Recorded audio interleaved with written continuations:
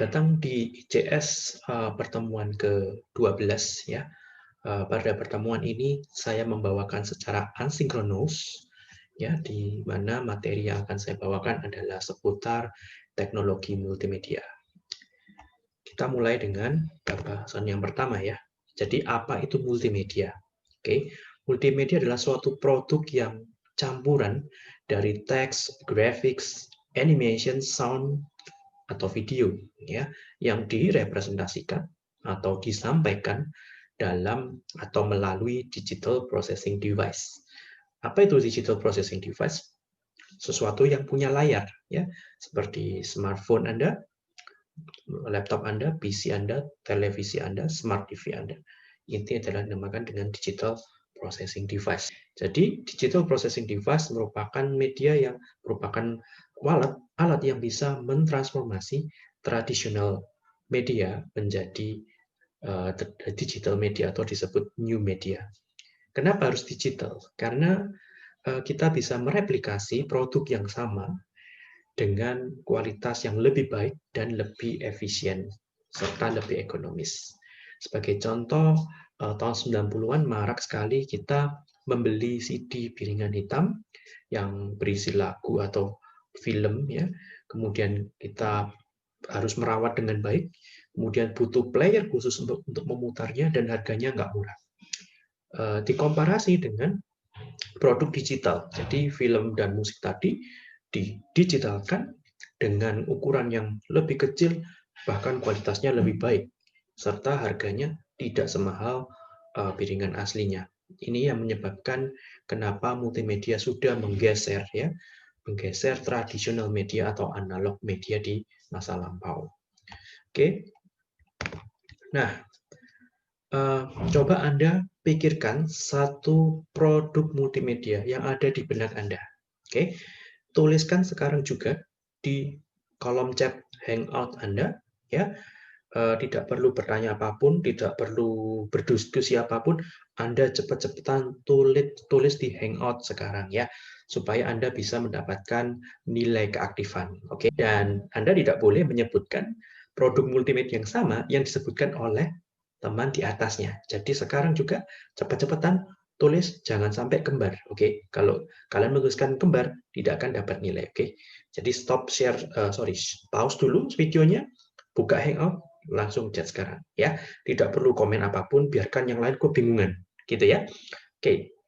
Oke, sebelum kita membahas lebih lanjut tentang macam-macam multimedia, saya akan bahas masing-masing komponennya ya. Kita mulai dari teks dulu. Jadi sejarahnya ketika masa percetakan booming gitu ya, ada beberapa equipment hardware atau alat-alat yang dipakai untuk menampilkan teks ya di medianya saat itu adalah kertas. Nah, coba Anda lihat di gambar yang sebelah kiri movable types ya. Jadi movable types ini kita mencetak menggunakan kata-kata gitu ya, kata-kata dalam logam itu. Kemudian kita susun gitu ya, kita susun satu demi satu hingga menjadi kalimat atau paragraf, lalu kita press di kertasnya. Jadi seperti koran tapi agak manual ya. Teksnya tuh manual banget, kita pilih kalimat untuk menyusun sebuah kalimat, kita press, dan ini memakan waktu gitu ya. Kemudian muncul typewriter di mana kita bisa mengetik dengan huruf E yang bagus, huruf mesin ketik. Kemudian tapi problemnya adalah kalau salah ketik ini yang menjadi masalah ya, kita harus melakukan penghapusan ya dengan teks yang muncul. Kemudian ada media rugos ya. Anda pernah tahu rugos sebelumnya? Rugos merupakan semacam kertas transparan di mana masing-masingnya itu kayak tato gitu ya, huruf, ada macam-macam huruf. Cara pakainya adalah tinggal menempelkan rugos ini, kertas rugos ini ke kertas Anda, lalu Anda gosok dengan koin hurufnya, sehingga tulisan tadi akan menempel di kertasnya gitu ya. Jadi menempel di kertasnya. Jadi kayak ngetik gitu ya, cuman kita manual huruf demi huruf, one by one kita gosok ya. Mungkin Anda masih tahu benda ini, tapi sebenarnya ini sangat jadul sekali rugos ini. Oke. Zaman itu belum ada printer ya teman-teman ya. Jadi kita mengandalkan alat yang masih tradisional. Tahun 1982 muncul software gitu ya, boomingnya PC.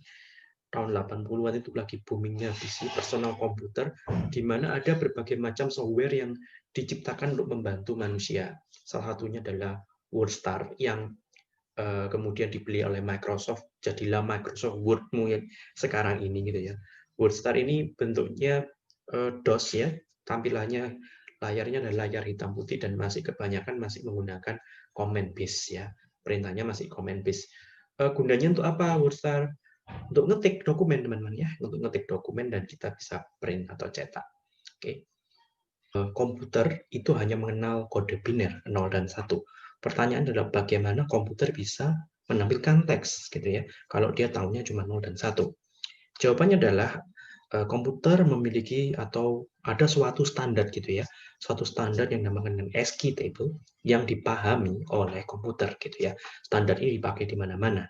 ASCII table kependekan dari American Standard Code for Information Interchange, berisi sebuah tabel yang memappingkan kode-kode biner, kode-kode desimal ke bentuk representasi teksnya. Ya, sebagai contoh yang Anda lihat di sini, huruf A besar itu kode desimalnya adalah 65, huruf B adalah 66, C 67, dan seterusnya. Dengan mengetahui kode desimal ini, komputer bisa merepresentasikannya dalam bentuk teks ya, mereplace gitu ya, mereplace kode desimal dengan tampilan teksnya A, B, C, dan seterusnya. Dan ini standar di seluruh platform sehingga semua platform bisa menampilkan dengan template atau tabel yang benar. Nah, SQI saat ini besarnya 8 bit ya, dari 7 bit diperbesar menjadi 8 bit. Mari kita lihat standar yang lain, yakni RDF yang dikembangkan oleh Microsoft yang kegunaannya dapat menampilkan berbagai macam variasi teks, bold, italic, underline, strike through, dan sebagainya.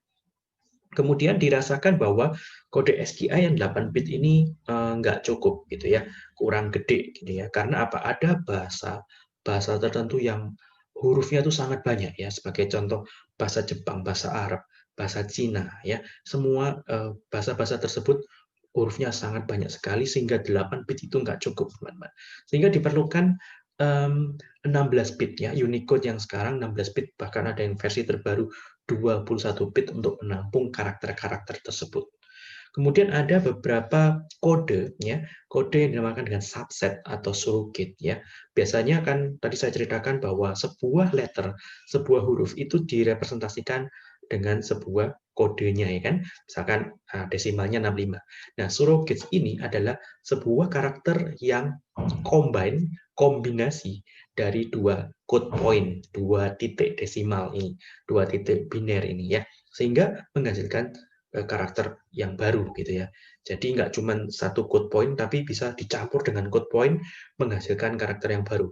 Sehingga yang batasan cuma 16 bit itu bisa di-expand ya hingga 1 juta karakter. Oke, ini yang dilakukan oleh emoji ya. Jadi Anda pakai WhatsApp kirim emoji gitu kan, macam-macam bentuknya dan ratusan jumlahnya. Nah, itu kok bisa ya? Kok bisa nongolnya sama di tempat kita? Ya karena beberapa emoji itu menggunakan surrogates ya agar kapasitasnya tetap mampu, kapasitas Unicode yang disediakan tetap tersedia dan tetap bisa ditranslate dengan benar di tempat tujuan. Oke, kita lanjutkan. Nah, teks pada zaman sekarang itu Anda jumpai dengan macam-macam bentuknya. Ada yang Anda bisa jumpai di word processor, ya, Google Docs yang juga mampu menampilkan custom language, bahasa dari bahasa apapun, tulisan dari bahasa apapun. Kemudian ada juga yang Anda pakai di smartphone Anda, misalkan instant camera translations. Coba Anda install aplikasi Google Lens yang mampu mentranslate gitu ya, secara real time dengan menggunakan kamera Anda, kemudian Anda arahkan ke suatu teks, ya dia bisa mentranslate secara real time. Anda coba itu. Kemudian ada teknologi yang dinamakan dengan Optical Character Recognition atau OCR. Ini adalah teknologi mentransform ya bentuk JPEG, teks dalam bentuk JPEG ke dalam bentuk teks ya, karakter yang bisa kita edit ya teksnya. Sangat berguna sekali kalau kita mau men-scan majalah, koran, buku dan sebagainya lalu kita pengen edit teksnya. Nah, cara kerjanya adalah OCR akan mengenali setiap huruf yang ada dengan bank database-nya dia yang dipunya, kemudian menerka ya secara pattern, oh ini huruf A, ini huruf B, ini huruf C, dan seterusnya. Sehingga terbentuklah teks yang bisa kita edit. Kemudian teks juga bisa Anda jumpai untuk berbagai macam kondisi ya dan platform dan bentuknya ya. Text and sound ya, text to speech ya digunakan untuk mensintesa percakapan kita, di-convert menjadi teks agar bisa dikenali oleh komputer. Biasanya menggunakan ini adalah teknologi voice recognition ya, speech recognition. Seperti yang Anda lihat di sini adalah Cortana, ada juga Google ya, kemudian Google Assistant maksudnya, ada juga yang iOS Siri ya. Tekniknya sama, mengenali percakapan kita, di-convert menjadi teks, kemudian dari teks itu baru di-query ya. Apa sih Anda ngomong apa sih gitu ya. Kemudian HTML and HTML teks digunakan untuk diparsing lewat suatu software khusus yang bisa mengenali kode-kode kita. Sehingga dengan kode-kode yang kita tulis, software ini akan menerjemahkan, menampilkan berbagai macam elemen gambar. Yang saya maksud adalah HTML, ya, Hypertext Markup Language, ya, di mana kita punya kode-kode khusus yang kalau kita ketik demikian tampil di browsernya seperti ini. Setiap browser punya punya ketentuan yang sama gitu ya, menggunakan aturan yang sama. Jadi kode yang seperti ini kalau kita tampilkan di website munculnya sama untuk semua browser ya, seperti itu. Kemudian teks perkembangan selanjutnya bisa juga menciptakan suatu network, suatu interconnected nodes ya, interconnected nodes. Artinya teks bisa berubah menjadi hyperlink, di mana kalau Anda klik akan membuka atau mengarahkan ya posisi Anda saat ini ke tempat tujuan ya. Ini dinamakan dengan hypertext atau hypermedia. Kemudian perkembangan selanjutnya ada suatu format file yang sangat digemari atau sangat populer dipakai oleh semua orang ya, dinamakan format PDF ya. PDF ini mampu menyimpan macam-macam media, nggak cuma teks, dia bisa nyimpan sound, animation, video, bahkan hyperlink gitu ya. Dan bisa kita atur agar read only, artinya Anda nggak bisa sembarangan copy paste ya, atau bisa boleh copy paste malah. Dan ada beberapa software yang bisa mengedit dokumen tersebut dan bisa kita coret-coret ya, seperti itu. Ini PDF adalah format canggih yang banyak dipakai dan sangat populer saat ini. Ukurannya juga kecil.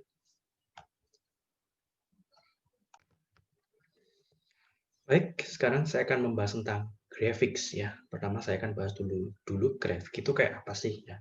Sekarang ini seperti apa? Ya, jadi graphics itu macam-macam, ini merupakan kaitannya dengan karya seni ya. Dulu ada macam-macam karya seni yang dihasilkan. Line art adalah karya grafik yang menggunakan garis-garis ya, menciptakan suatu karya seni dari goresan garis-garis yang menciptakan dimensi. Dan teknik color mixing di mana dengan keterbatasan warna kita bisa memix, mencampur warna, menghasilkan warna yang baru. Ini sangat sering sekali diterapkan oleh painter-painter abad 19 ya, abad 18-19 untuk menghasilkan karya-karya yang sangat luar biasa ya, sangat bersejarah. Kemudian teknik 3D sculpting artinya kalau kita memahat ini benar-benar pahatannya realistik ya, menyerupai bentuk aslinya, 3D sculpting. Kemudian fotografi with wet camera, Kalau Anda ngomong fotografi, zaman dulu tahun 1850-an ya, diciptakan teknik fotografi yang menggunakan wet plate.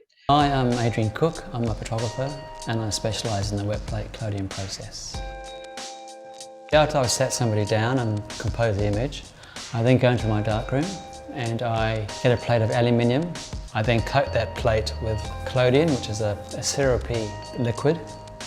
That then goes into a bath of silver nitrate, where it then becomes light sensitive and basically turns into a sheet of film. Once it's sat in the bath for 3 minutes, that plate then goes to the back of my camera. I then expose that plate as I would a sheet of film, and I then develop that plate back in the darkroom. And the image appears on the actual plate, so there's no negative. What you get is what you get. It's a one-off image.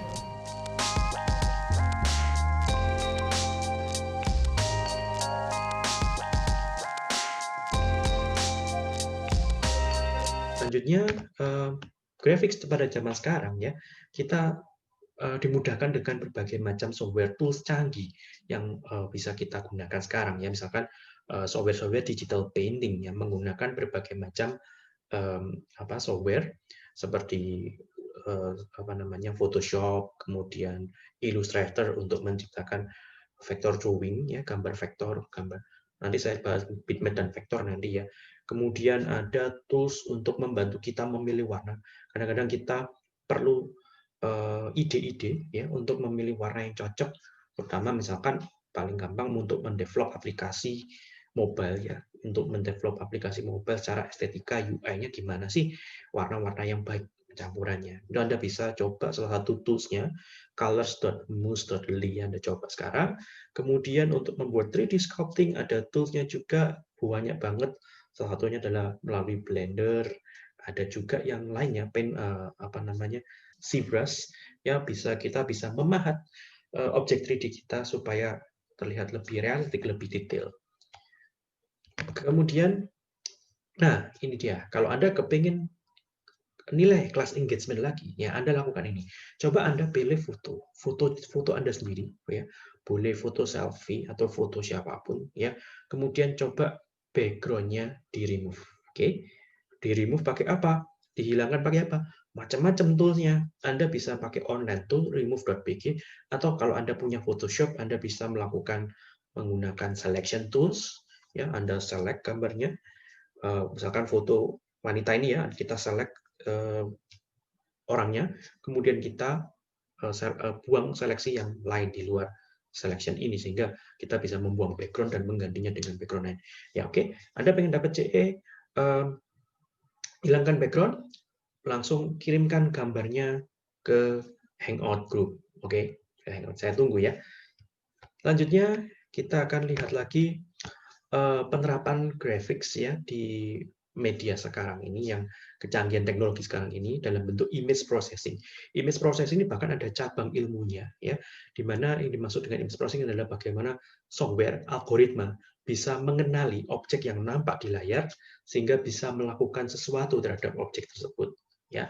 Misalkan face detection and face recognition ya, mengenali wajah, atau untuk entertainment ya pada umumnya, misalkan face swap ya, menukar wajah ya, kemudian menambahkan efek-efek khusus gitu ya, dan sebagainya. Kemudian di pemakaian image processing lain, misalkan fingerprint scanner ya, mengenali sidik jari dari bank database fingerprint yang ada, iris scanner, MRI CT scan, true depth camera. Saya pernah cerita minggu lalu tentang true depth camera. Kemudian ada motion capture ya, motion capture yang biasanya dipakai untuk perfilman, menangkap gerakan aktornya, kemudian dipasang ke objek 3D-nya ya, sehingga gerakan animasi 3D-nya menjadi sangat smooth, realistik. Oke. Untuk 3D graphics ada berbagai macam software yang sangat canggih yang bisa dipakai untuk menghasilkan gambar 3D, animasi 3D, tergantung kebutuhan ya. Ada yang dipakai untuk membuat film 3D, ada yang dipakai software yang khusus dipakai untuk game ya, membuat 3D karakter game yang bisa diimport dengan mudah ke game engine sehingga bisa digunakan sebagai karakter dalam game kita. Software-softwarenya ada yang berbayar, ada yang free gitu ya, ada yang profesional, dan ada beberapa yang kita tidak bisa beli ya karena properti punyanya studio, seperti softwarenya punyanya Pixar ya, yang sangat canggih itu, yang kita nggak bisa beli ya. Anda harus jadi karyawannya Pixar baru bisa nyoba. Oke, jadi contoh-contoh softwarenya macam-macam. Ada 3ds Max, ada Maya, kemudian ada Blender, itu beberapa yang populer. Oke, Anda bisa cari yang lainnya. Oke, nah kita akan bahas tentang animations ya, animation sekarang dan animations yang zaman dulu. Pada zaman dulu, animations menggunakan teknik cell animations ya, cell animation, celluloid animation yang diperkenalkan oleh Disney, di mana tekniknya ini dipakai untuk menggambarkan gerakan satu persatu, frame by frame, kemudian kita masukkan proyektor untuk ditampilkan ke layar gitu ya, secara cepat sehingga mata kita manusia melihat itu sebagai animasi ya. Jadi secara definisi animasi adalah memotret gambar pada suatu frame tertentu kemudian frame ini punya kelanjutan dengan frame sebelumnya, sehingga gambar-gambar ini ketika ditampilkan secara simultan, kita melihat seperti animasi, gitu ya. Dan cell animation, tadi seperti katakan, keunggulannya adalah karena background dengan karakter di depannya, karakter utama yang nongol itu terpisah, sehingga bisa di-reuse, ya, dipakai berkali-kali lagi, berkali-kali kembali di adegan yang lain. Oke. Nah, untuk 2D digital animations, ya, kita mengenal beberapa istilah, ya. Biasanya 2D digital animation itu menggunakan timeline, gitu ya. Kita ada suatu frame, time frame, detik kesekian sampai detik kesekian, dan kita memasang karakter-karakter yang akan nongol di layar di detik-detik tersebut, sehingga ketika pad-nya atau head-nya, istilahnya head gitu ya, menginjak detik tersebut, baru karakter itu muncul di layar. Ini konsep yang dipakai di software-software 2D animations. Kemudian ada istilahnya lainnya, yakni namanya path-based animations, di mana kita drawing, ya, kita drawing apa namanya, jalurnya, kemudian kita tempatkan karakter di atas jalur tersebut, kita bisa memerintahkan komputer, ya, punya algoritma sendiri agar karakternya bergerak sesuai dengan path yang kita buat. Kemudian ada namanya twin animations. Twin animations merupakan animasi di mana membantu animator, ya, membuat animasi antara titik awal ke titik tujuan. Contoh nih, ada bola saya letakkan di sebelah kiri layar, tujuannya di sebelah kanan layar. Nah, daripada saya menggambar frame by frame, maka kita bisa buat agar komputer membuatkan frame-frame-nya secara otomatis antara titik awal dengan tujuan, ya, disebutkan twin animation dengan berbagai macam algoritma yang bisa digunakan. Oke, kemudian ada teknik morphing. Teknik morphing ini merubah satu gambar dari gambar A, foto orang gitu ya, menuju foto yang lain, di mana morphing-nya terlihat secara smooth, sehingga seolah-olah audiens mengira orangnya berubah, mengalami transformasi, gitu ya. Cara kerjanya adalah kita mesti tahu memetakan dalam bentuk titik-titik poin-poin, grid gitu ya, bentuknya grid. Kita harus tahu mana matanya, mana hidungnya, dan mana mulutnya. Tujuannya, gambar tujuan, kalau mau bagus morphing-nya, juga sebaiknya punya format atau punya apa namanya, template yang sama gitu ya. Misalkan foto manusia ke foto manusia yang sama-sama punya mata, punya hidung, punya mulut. Ketika kita punya grid-nya, grid tujuan dan grid awal, dilakukanlah morphing, ya. Dari pixel-pixel yang berada di sekitar grid itu akan secara perlahan bergerak, berubah warnanya menuju grid tujuan. Oke, itu teknik morphing, teman-teman. Kemudian ada ridging. Ridging adalah suatu teknik, ya, ini saya ngomong 3D animation, adalah suatu teknik di mana kita bikin modeling karakter 3D-nya, kemudian kita bikin skeletonnya, kita bikin tulangnya. Tentu saja tulang tidak akan terlihat di layar ketika dirender. Yang terlihat hanyalah modeling 3D-nya.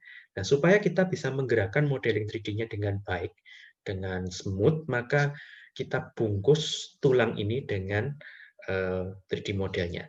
Ya, jadi setelah 3D modelnya jadi, kita buat tulang-tulangnya, kemudian kita melakukan ridging. Ridging adalah proses di mana kita memasangkan poligon-poligon tertentu di badan model 3D-nya ke bagian-bagian tulang tertentu. Sehingga kalau kita geser tulangnya, maka poligon-poligon yang tempel dengan bagian tulang tersebut akan ikut bergerak. Ya, seperti itu. Anda akan dapatkan ini semua di mata kuliah 3D modeling dan 3D animations khusus untuk mahasiswa MM, ya. Nah, seperti itu.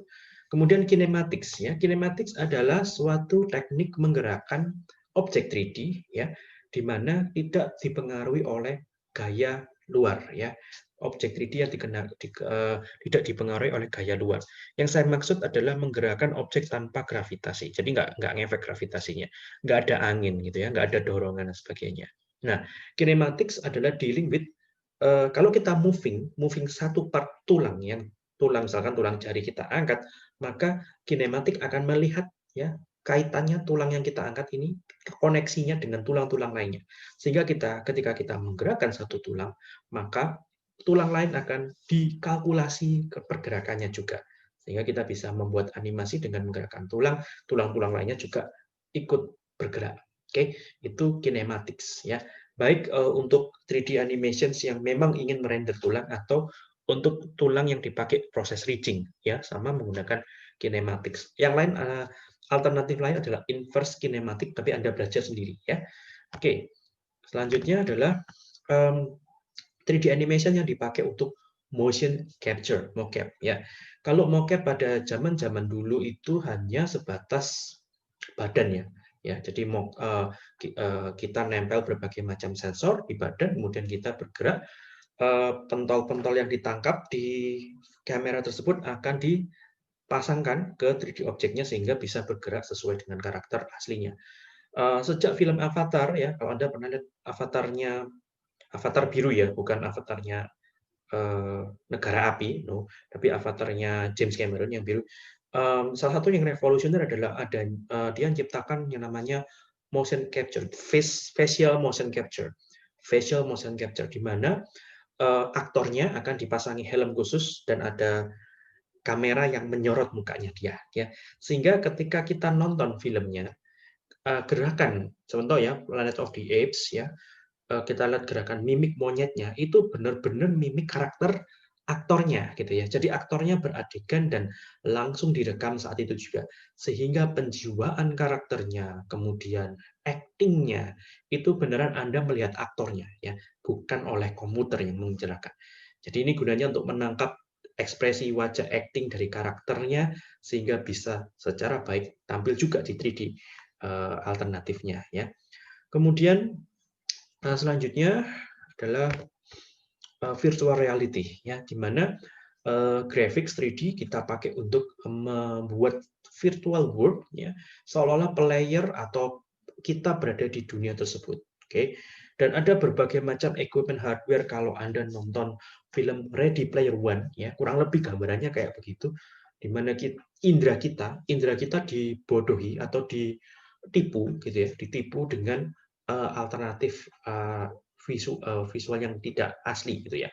Mata kita ditipu dengan gambar 360 3D render gitu ya, ketika kita noleh kanan kiri semuanya kelihatan real. Kemudian bisa jadi kita pakai 360 treadmill, misalnya treadmill kan cuma satu arah.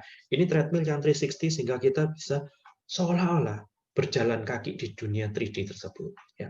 Dan equipment yang lain teman-teman, ada yang hand gloves yang bisa memberikan feedback, haptic feedback ketika kita memegang sesuatu, memegang gelas di dunia virtualnya kita kerasa kayak megang gelas ya, dan sebagainya. Ada banyak equipment di sini. Oke. Selanjutnya, nah, kita akan masuk ke audio, bagian audio ya. Kalau pada zaman dulu, kalau kita kepengen dengerin musik ya, maka caranya gimana? Caranya kita harus datang ke opera gitu ya, kayak nonton bioskop pada zaman saat ini. Ya, kita datang ke opera house, kita bayar tiket, duduk manis dan dengerin ya. Kalau di rumah bagaimana gitu ya? Muncullah recording ya. Manusia mulai bisa merecord suara analog ya. Kemudian analog itu direkam dalam bentuk piringan gitu ya, dalam bentuk pita. Kemudian kita putar ulang menggunakan device namanya gramafon sehingga suaranya bisa kita nikmati di rumah gitu ya, dalam bentuk data yang disimpan bentuk kalau mungkin saat itu bentuknya adalah CD ya, piringan hitam. Nah, kalau zaman sekarang bagaimana ya? Sekarang ini kita bisa mereplikasi musik dengan gampang ya, menggunakan perangkat yang namanya synthesize sound ya. Jadi ketika kita main keyboard, kita menekan touch di keyboard, maka secara digital apa yang Anda tekan itu direkam ya, dalam bentuk kode-kode tertentu ya. Kode-kode tertentu ini direkam berapa lama Anda nekannya, detik ke berapa Anda nekannya gitu ya. Dan kode-kode ini akan punya standar ya, standar yang dimana semua synthesize software bisa memutar kembali gitu ya. Jadi intinya bisa memutar kembali suara yang direkam itu seperti suara aslinya ya, menggunakan synthesize sound. Jadi kalau saya pencet do re mi fa sol la si do di keyboard saya akan direkam secara biner digital kan, do re mi-nya itu akan dikodekan secara khusus. Kemudian kalau kita playback di tempat lain, maka dilihat tabelnya, dilihat mappingnya suara yang dihasilkan akan sama. Begitu, teman-teman. Jadi ini untuk mereplikasi apa yang kita mainkan. Cuman kelemahannya cara ini kurang baik untuk merekam suara manusia. Oke. Nah, yang saya maksudkan adalah MIDI, teman-teman ya, format MIDI. Format sintesa MIDI yang menggunakan suatu software atau alat khusus yang dinamakan MIDI synthesizer yang menerjemahkan kode yang kita pencet di keyboard, kemudian di translate muncullah suara beneran di speaker. Oke. Nah, kita lanjutkan. Oke. Distribusi musik sebelum dan sesudah ya, before and now gitu ya. Sebelum, maksudnya zaman dulu dan sekarang. Zaman dulu distribusi musik mengandalkan toko retail ya, artinya musik dicetak dalam bentuk piringan, kemudian diperbanyak jumlahnya ribuan kopi gitu ya, kemudian dibuatin packaging yang menarik ya agar orang beli. Kalau Anda beli CD musik semacam ini, Anda akan dapatkan 15 lagu, 20 lagu, 10 lagu, dan Anda beli packagingnya seperti itu. Padahal saya hanya suka lagu-lagu tertentu, gitu ya. Saya hanya suka lagu-lagu tertentu di artis A, artis B, dan seterusnya. Maka muncullah lagi CD musik yang berisi kompilasi. Ya, kompilasi musik A, B, C dijadikan satu CD supaya Anda nggak perlu repot-repot membeli semua CD-CD dari artis tersebut. Ya, itu zaman yang tahun 90-an, tahun 2000-an ya. Tapi zaman sekarang apa yang terjadi, teman-teman? Ada banyak software, aplikasi, platform yang menyediakan suatu fasilitas di mana Anda bisa dengerin musik kapanpun, dimanapun, as long as you have internet access. Atau Anda bisa download ya dulu, kemudian Anda dengarkan nanti juga sama. Dan software-software seperti Apple Music, Amazon Music, Instagram, kemudian Spotify, YouTube Music, iTunes ya, dan sebagainya. Ini adalah software-software zaman sekarang yang merubah bagaimana orang mendengarkan musik zaman dulu dan zaman sekarang. Ya, jadi yang zaman sekarang, yang penting internetnya aksesnya kencang, kemudian audionya oke, that's it. Kalian bisa dengar musik. Kalau zaman dulu, yang penting beli playernya bagus, speakernya bagus gitu ya, dan kita punya uang, kita bisa beli CD dan dirawat gitu ya. Kalau enggak nanti rusak. Seperti itu. Nah, keunggulannya kalau Anda pakai platform-platform ini, Anda bisa mendengarkan musik yang Anda inginkan saja. Ya, dengerin musik pada suatu artis, lagu ini yang saya sukai. Seperti itu, teman-teman. Oke. Video before. Oke, kita lihat tayangan berikut ini. Ini adalah tayangan tahun 1940, bagaimana pada masa itu mereka membuat special effects dengan cara-cara yang praktis, cara-cara real gitu ya. Jadi kayak merancang suatu sulap gitu ya, suatu trik sulap yang agar audiens itu percaya dengan adegan yang muncul. Yang mereka menggunakan practical effect, istilahnya practical effect. Mari kita lihat ya videonya. Nah, zaman sekarang sangat tergantung dengan yang namanya green screen ya, efek green screen ya. Sama seperti yang saya lakukan sekarang ini, saya pakai efek green screen juga. Di mana aktor-aktor dapat beradegan yang mustahil untuk dilakukan di dunia nyata dan terlalu berbahaya untuk dilakukan di dunia nyata, maka solusinya adalah menggunakan green screen ya. Ya tentu saja green screen yang berkualitas ya, jangan, dan pengambilan gambarnya harus tepat, kalau enggak nanti malah kelihatan jelek gitu ya, enggak realistis. Oke. Nah, untuk melakukan atau mengedit video ya, video-video yang bergreen screen itu kita menggunakan software video editing ya. Software video editing ada macam-macam, ratusan ya jumlahnya. Cuman ada beberapa yang cukup populer ya, cukup populer. Ada Adobe Premiere, kemudian ada Sony Vegas.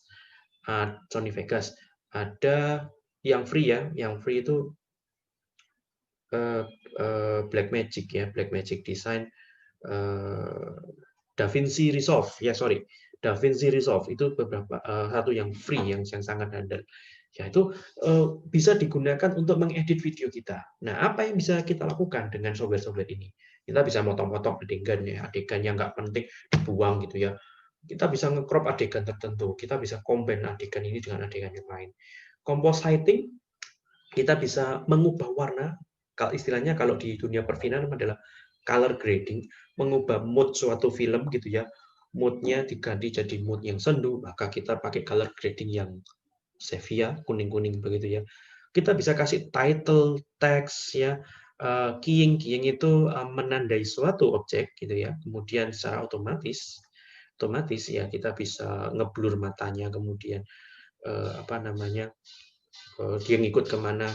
Tapi keying juga untuk yang lain ya, untuk hal-hal yang lain yang bisa dilakukan. Intinya kita menandai sesuatu di gambar itu untuk hal-hal yang lain, untuk efek yang lain. Transition ya, jelas misalkan adegan A ke adegan B, supaya smooth ya, sebuah bagus, maka kita kasih transition effect. Kemudian yang pasti adalah memberikan special effect yang saya katakan. Efek green screen, efek hujan walaupun nggak ada hujan, efek ledakan tanpa perlu pilih dinamit ya, dan sebagainya. Oke, apapun bisa dilakukan dengan video editing software. Nah, bicara tentang format multimedia berdasarkan interaktivitasnya. Jadi dibagi menjadi dua, non-interaktif multimedia dan interaktif multimedia.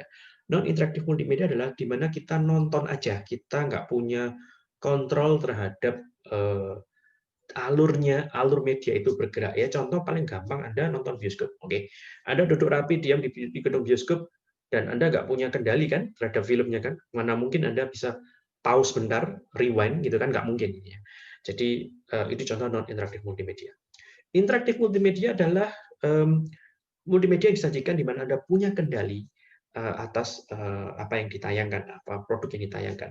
Contohnya adalah Anda nonton Netflix ya, atau nonton di Disney Hotstar gitu ya, nonton YouTube, di mana Anda bisa pause, Anda rewind, Anda back ke 10 detik sebelumnya, karena agak nggak jelas tadi adegannya gitu ya, Anda lihat lagi. Ya, Anda bahkan Anda bisa lompat ke menit-menit tertentu. Oke, saya lanjutkan lagi, teman-teman, tentang multimedia revolutions. Nah, multimedia revolution adalah suatu pergeseran atau pergerakan kemajuan zaman teknologi yang menciptakan suatu bentuk komunikasi, orang belanja, edukasi, hiburan yang bentuknya baru ya. Jadi contoh ya, dulu telepon genggam itu ngandalin pesan teks, perpesanan teks ya, kirim SMS ya, zaman dulu itu diciptakan telepon. Jadi kita hanya kirim pesan berupa teks. Zaman sekarang sudah sangat rich, sangat kaya. Kita bisa share hoax dengan mudah dalam bentuk video. Kita bisa share audio, gitu ya. Contoh saya lagi nyetir, nggak bisa ngetik gitu ya, ya sudah saya rekam suara saya, kemudian saya send gitu ya melalui WhatsApp. Oke, jadi ada banyak perubahan yang diciptakan lewat multimedia. E-commerce juga merasakan benefitnya yang sangat luar biasa ya. Misalkan review produk, kemudian menampilkan apa namanya produk ini ya, membuat iklan produk yang lebih baik dan seterusnya ya, yang sehingga menarik minat orang untuk membeli produk tersebut. Oke. Nah, beberapa jenis tipe interaktif multimedia ya. Jadi tadi saya katakan multimedia ada dua ya, interaktif dan non interaktif. Nah, sekarang saya cerita ini interaktif multimedia itu kenapa kok bisa dinamakan dengan interaktif ya? Karena dia punya berbagai macam elemen di mana user bisa do something ya, bisa berbuat sesuatu dan something happen ya ketika kita melakukan itu. Basic interactivity misalkan kita menekan button, kita ngeklik menu, kita ngisi sesuatu di text box-nya ya. Jadi ada macam-macam ya, kita play suaranya muncul. Jadi medianya campuran macam-macam dan itu bisa kita atur, kita kendalikan. Hypermedia di mana memperbolehkan kita lompat ke halaman lain atau tempat lain ya melalui link ke tujuan. Adaptive multimedia atau intellimedia provide intelligence and decision making. Information presentation can adapt based on user interest or need.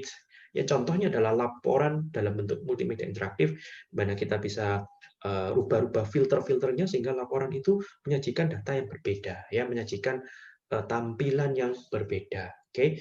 Kemudian yang paling gampang itu kayak Anda buka Google Maps, ya, kemudian Anda bisa searching suatu tempat, kemudian Anda bisa ganti kameranya, kemudian Anda bisa melakukan hal yang lain, Anda masuk ke street view, Anda toleh-toleh kanan kiri, seperti itu contohnya. Oke. Kemudian immersive multimedia ini bagaimana multimedia memberikan perasaan imersif seolah-olah real, nyata yang saya katakan sebelumnya menipu panca indera kita dan kita happy about it ya. Ya seperti contohnya Anda lihat virtual reality ya. Ini beberapa jenis interaktivitas di dalam multimedia. Oke. Nah, multimedia today semakin berevolusi ya. Ada banyak integrasi dengan device lain ya, kemudian menjangkau banyak hal, mengekspand banyak hal ya, kemudian menjangkau wireless dan kaitannya dengan IoT juga. Oke. Jadi Anda jumpai ini di hampir di semua aspek ya, misalkan baliho atau apa namanya elemen iklan yang Anda lihat. Anda bisa lihat iklan 3D yang ada di China ya dan Korea gitu ya. Anda bisa lihat yang sangat realistik. Kemudian Anda bisa lihat aplikasi-aplikasi multimedia dalam bentuk game ataupun non gaming yang sangat kaya multimedia dan itu membuat perkembangan yang sangat pesat yang membuat orang semakin menyukai, semakin immerse dengan produk yang ditawarkan. Dan ada juga yang mengenhance kreativitas kita, misalkan menggambar 3D ya, menggambar dalam ruang 3D. Biasanya kita gambarkan di kanvas nih. Ini enggak, gambarnya di virtual, di dunia virtual ya. Oke. Nah, data-data atau multimedia tersebut ya disimpan dalam digital ya. Sehingga dikatakan multimedia applications itu biasanya punya macam-macam media di dalamnya, ada suara, animasi, video, gambar dan sebagainya. Semuanya itu disimpan dalam bentuk biner atau data digital. Oke. Nah, kenapa kalau bentuknya data digital? Saya sempat bahas di depan ya, supaya bisa direproduksi atau direplikasi dengan gampang dengan kualitas yang sama dan bentuknya sama, dapat diedit lagi ya, dapat diintegrasikan dengan data yang lain dan dapat di-share dengan gampang dan cepat. Ini keunggulan-keunggulan digital data yang sangat mutlak ya, tidak bisa dikalahkan oleh analog data yang sudah obsolete sekarang ini. Ya, ini keunggulannya memang. Oke. Tapi selain keunggulan tersebut, data digital juga punya tantangan sendiri ya. Yang pasti demand filenya akan semakin besar ya. Ya kalau Anda bilang MP3 3 mega Pak, ya paling besar ya 4 mega gitu kan. Tapi itu baru satu file namanya. Kalau Anda simpan banyak file tentu akan membengkak. Atau Anda ada orang tertentu yang nggak kepengen, maksud saya kepengen kualitasnya lebih gede ya. Nanti akan membuat file saya semakin bengkak.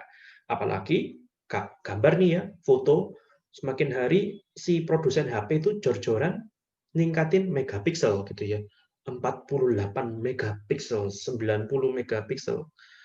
Padahal kita nggak perlu file sebesar itu ya teman-teman ya. Tapi bayangkan kalau semua orang menjepret dengan besaran seperti itu ya, tentu saja kapasitas kapasitas HP yang konon besar itu menjadi tidak tidak relevan lagi. Prosesor demand itu di mana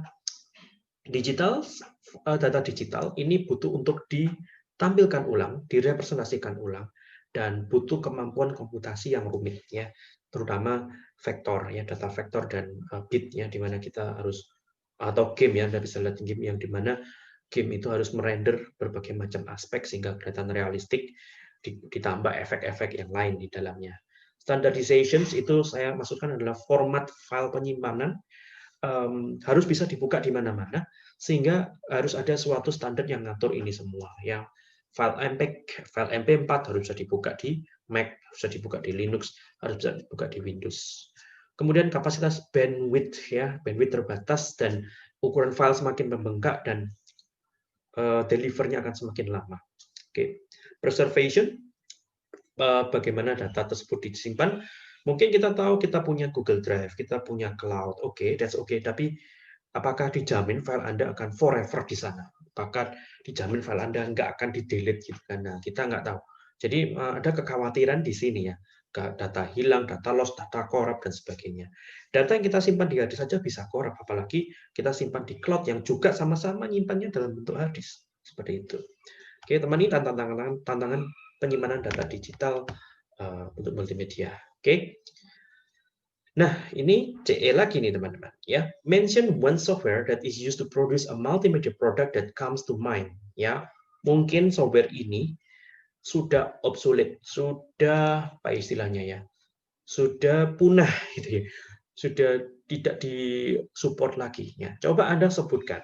Ya, sebutkan satu software pengolah multimedia, software yang bisa mengatur berbagai macam elemen multimedia sehingga menghasilkan produk multimedia yang baru. Dan Anda tidak boleh menyebutkan yang sama dengan teman yang lain. Silakan ketik di Google Hangout Anda secepat mungkin supaya dapat CE. Oke, nah ini adalah beberapa text editing software dan text file extensions beserta text file extensionnya, misalkan Microsoft Word, bisa ngedit doc and docx, Sublime Text. Oke, Anda akan Sublime Text, Notepad itu adalah text editor, teman-teman. Sublime Text, Notepad++, Atom, Visual Studio Code ini bakal Anda sering pakai jika berkuliah di teknik informatika ya. Ada beberapa program yang dihasilkan dari text editor sederhana semacam yang Anda lihat di sini ya. Kemudian text file extensions ya, ada docx, doc, odt punyanya OpenOffice, ada PDF, RDF punyanya Microsoft, ada plain.txt ya, kemudian ada HTML. Oke. Kemudian yang berikutnya adalah image. Ada beberapa software yang monopoli ya, monopoli dalam artian software ini tidak tergantikan ya, seperti contoh Photoshop ya. Bahkan Photoshop ini menjadi suatu kata, teman-teman ya. Misalkan saya punya gambar, misalnya saya ngomong gitu, ada yang istilah gitu, tolong photoshopin dong gitu. Jadi suatu term gitu ya, suatu term ya, saking terkenalnya sebenarnya. Tapi memang beneran monopoli gitu ya, tidak ada software lain yang kenyamanannya, kecanggihannya bisa sama seperti Photoshop. Ya, Adobe Photoshop ya formatnya PSD. Ada satu yang kayak Photoshop namanya GIMP ya, tapi Anda perlu belajar gitu ya. Anda perlu belajar. Kalau Anda sudah terbiasa dengan Photoshop, kemudian Anda beralih ke GIMP, Anda perlu belajar banyak gitu ya. Karena benar-benar berbeda. Ya, filenya SCF, kemudian AI itu dipakai untuk Illustrator native-nya, PaintShop Pro, Adobe Illustrator, Google Snapseed, CorelDRAW ini pengolah vektor juga ya, dan seterusnya. Ini gambar-gambar yang vector based dan bitmap base ya. Ngomong-ngomong perbedaan bitmap dan vektor adalah kalau bitmap itu gambarnya tersimpan dalam bentuk pixel. Jadi kalau Anda zoom in pecah gitu ya. Oke, karena terdiri dari pixel-pixelnya. Kalau gambarnya pixelnya dikit ketika di zoom in tentu saja pecah. Atau digedein tentu saja akan terlihat jelek gitu ya. Terlihat jelek, ada yang bagian yang patah, yang jelek. Kalau vektor adalah gambar yang tersusun dari titik-titik matematika, poin-poin matematika yang gambarnya itu dihasilkan lewat rumus-rumus sehingga bisa kita perbesar, kecil tanpa mengurangi kualitasnya. Cuman nggak cocok untuk ini ya, gambar yang realistik ya. Bitmap memang cocok untuk gambar foto realistik, tapi kalau vektor untuk sesuatu yang non realistik. Oke, kayak gambar kartun atau jenisnya. 3D software ada juga banyak ya. Maya, Autodesk, Lightwave, ZBrush, ini contoh-contoh 3D software yang populer yang bisa Anda pakai ya. Kemudian Blender, DaVinci Studio, SketchUp, Hexagon, ini software-software free untuk mengolah 3D image free, tapi nggak kalah bagusnya dengan software yang berbayar, teman-teman ya. Anda akan coba itu ya semua. Nah, 2D animation software saat ini terbatas dalam artian tidak terlalu banyak yang populer ya, kuat populer, enggak banyak yang sangat booming begitu ya. Contoh-contohnya ada Synfig, OpenTunes, Floresta, Pencil 2D, Toon Boom, Cell Action, Moho, Stop Motion Studio, Flipbook, dan seterusnya ya. Ada yang berbayar, ada yang enggak ya teman-teman. Gunanya adalah untuk membuat animasi 2D dengan berbagai macam fasilitas dan kenyamanan. Oke. Nah, untuk audio saya biasanya pakai Audacity karena free ya untuk mengedit audio yang sederhana ya. Misalkan memotong klip audio tertentu, mereduce noise gitu ya, mengcombine klip dengan yang lain, menghilangkan suara orangnya sehingga hanya terdengar suara musiknya dan seterusnya. Saya juga pernah nyoba Fruity Loop Studio untuk bikin lagu teman-teman ya. FL Studio, Nuendo, Pro Tools ini adalah software untuk menciptakan lagu yang bentuknya sequence based, artinya kita drag and drop alat musiknya, note-nya kita ciptakan dalam bentuk sequence ya. Jadi di looping gitu ya. Misalkan kita bikin drum, kita cukup bikin satu pattern aja, kemudian kita bisa looping berkali-kali.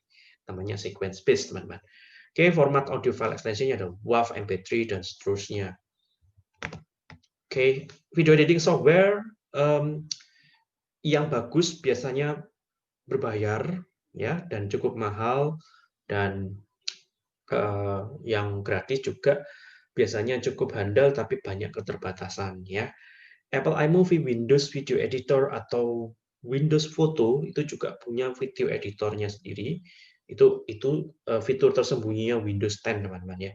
Nero Video, Adobe Premiere Pro, Viva Video, bahkan TikTok pun Anda bisa bikin video sendiri karena punya editing yang lucu, yang aneh-aneh gitu ya. Formatnya macam-macam ya, Anda bisa baca sendiri di sana. Oke, nah tiba di akhir slide saya teman-teman ya.